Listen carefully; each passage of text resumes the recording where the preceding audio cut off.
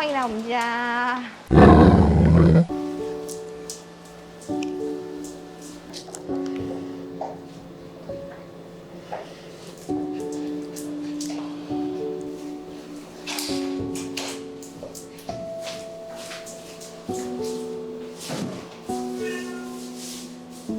猫小来。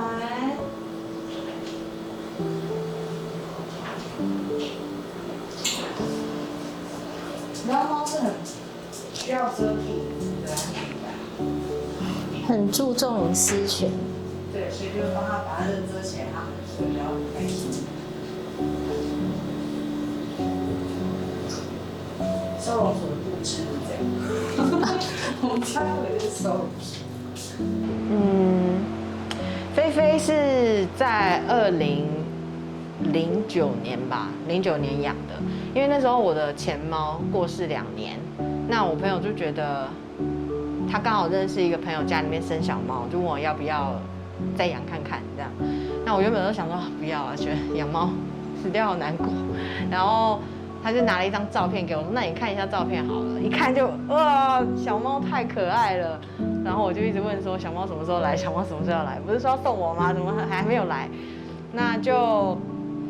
他们问我说要哪一只，有4只小猫，我说没关系，就是只要有小猫就好。那就后来来的就是菲菲，它是一只灰色的猫咪，灰色斑纹的猫咪。那因为它的妈妈其实是折耳的英国短毛猫，爸爸是喜马拉雅猫，他们就是一个家庭，然后可能帮朋友照顾猫吧，不小心就我不知道为什么大家的健康教育没有学好，就是会怀孕哦，然后小飞他们一窝兄弟姐妹就生下来了。那我记得一开始他还跟我很抱歉的说，不好意思，这一只耳朵没有折哦。我说没关系没关系，因为其实我知道折耳猫会有一些基因缺陷的表现。那我其实不希望，我就是希望它是一只健健康康的猫咪就好了，所以就说没关系，小飞就这样来我家。那到了2013年拍12夜的时候，在收容所里面遇到跳跳跟中分。那一开始的时候就决定要领养跳跳，因为那时候有很多原因啦，就是比方说我们在拍摄的时候，其实第3天就觉得拍到的东西太过于沉重了，自己心情也很沉重。那要怎么样去可以把这14天拍完？其实我们就对于就是那种束手无策，或是什么都好像只能拍的那种无力感，觉得很难克服。所以其实到第3天的时候，我就想说，我来领养这一只，那我们一起来逼九宝宝领养更多，好不好？因为我们知道他有钱人啊。那但是没想到他就很好，就说那我们来多带几只出去，送养吧，就给他们一个新的家。那也让这个影片的结局有多一点点希望，因为其实如果说当时我们没有做这些救援的话，里面的狗狗有90%以上其实都会，就是我们故事拍完结束的时候，他们都已经不在了。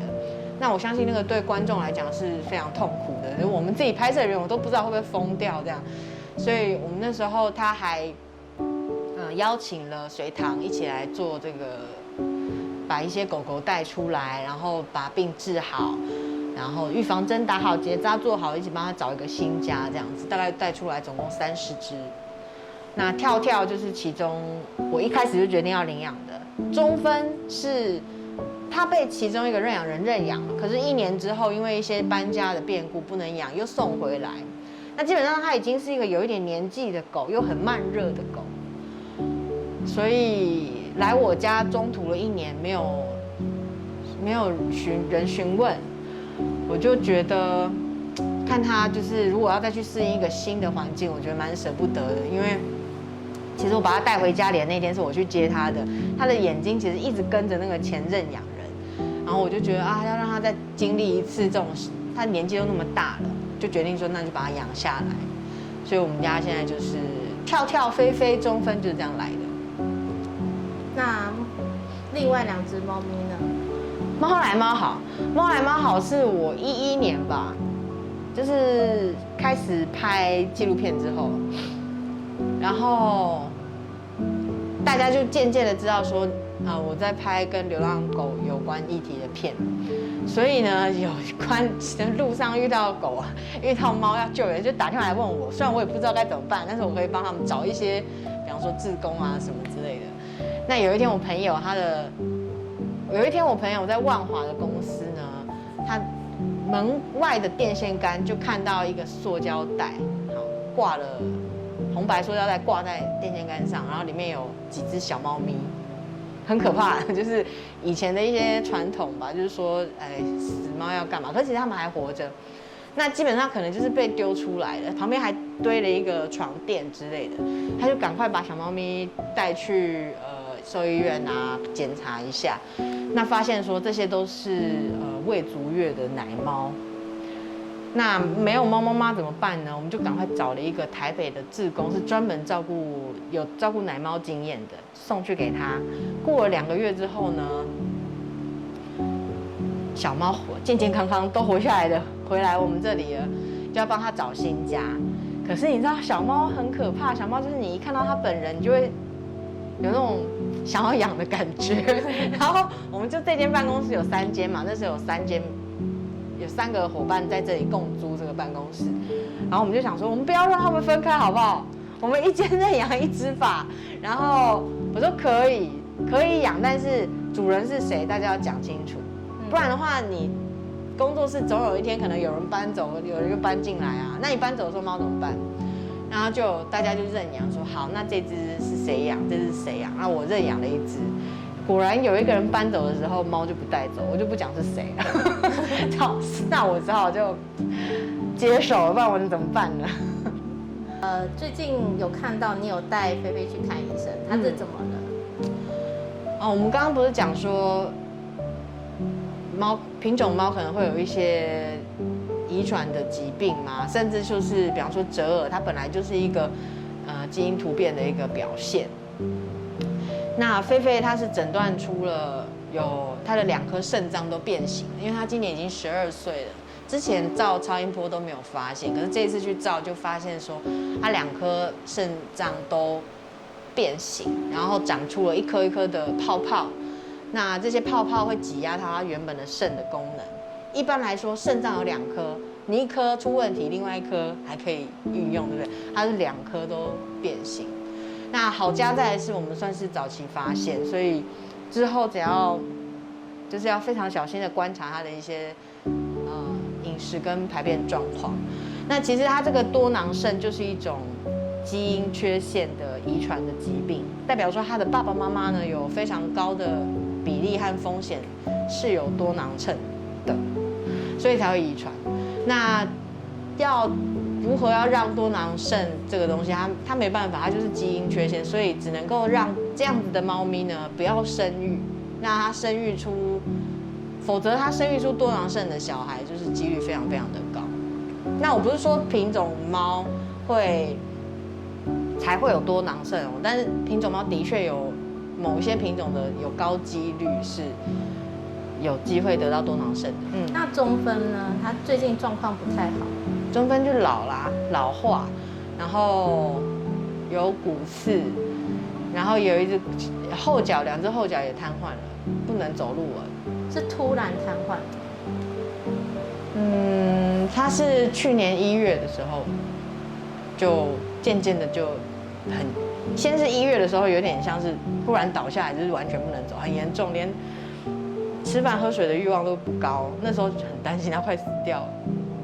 因为去年1月的时候不是有寒流，对，寒流那时候然后变得严重了，那我们有带他去看医生，然后慢慢调养他，学习怎么照顾他。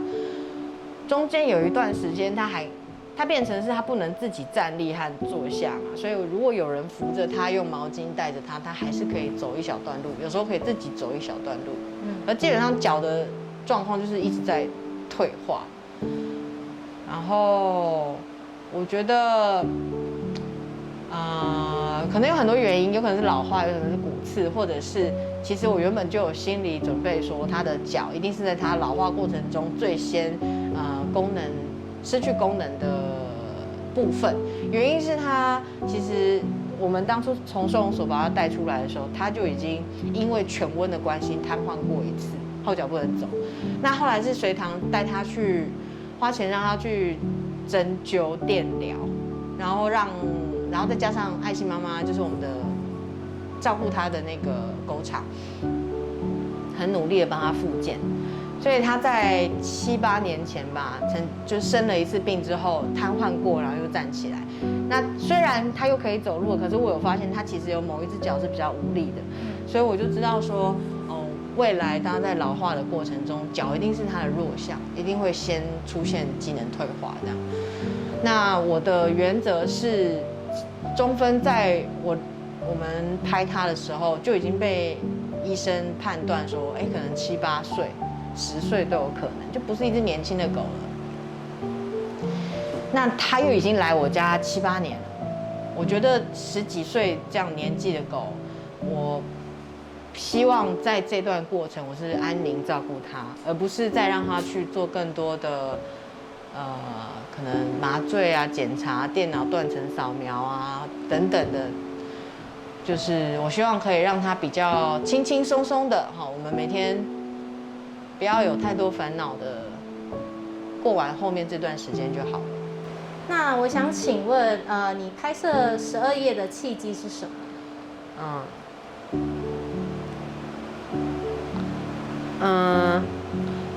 大部分的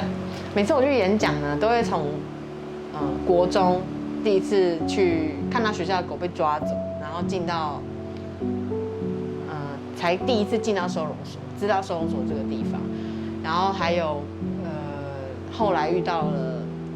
国中跟我一起去，在脸书上遇到跟国中跟我一起去收容所的这个同学，两个人就在聊着要不要用纪录片来把这件事情告诉大家。但是如果说为什么我会开始拍纪录片，我觉得是从对于社会上的一些事情的责任感吧开始。那这个转变，它是从以前我是那种完全不看报纸或新闻，报纸这么一个历史名词，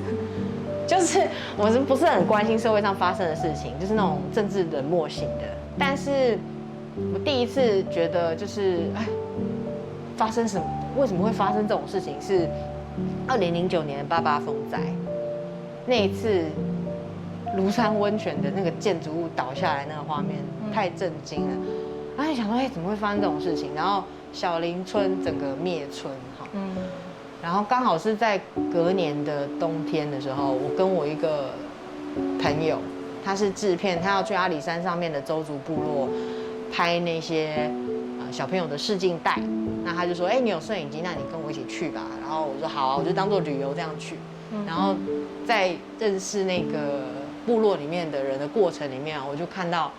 满山的槟榔树，还有高丽菜，高山高丽菜，那都是对水土保持非常不好的。那他们也说，就是你们幸好是现在来，再过几个礼拜开始下雨了，很容易有土石流。那在这几件事情之后，我才发现，就是原来我身边的生活的这个社会，还有台湾这个地方，其实有很多你看起来好像跟你不相关的不公平的事情，或者是不好的事情在发生，可是有一天它其实很有可能会关系到你。于是从那时候开始，就比较会注意新闻啊，或者是一些政治的事情。那我觉得是从那个时候开始，就觉得自己是有公民的责任，才会觉得说，如果说有一件我们觉得不好的事情发生，最重要的事情其实是让所有人知道有这件事情发生。那纪录片就是一个很好的工具。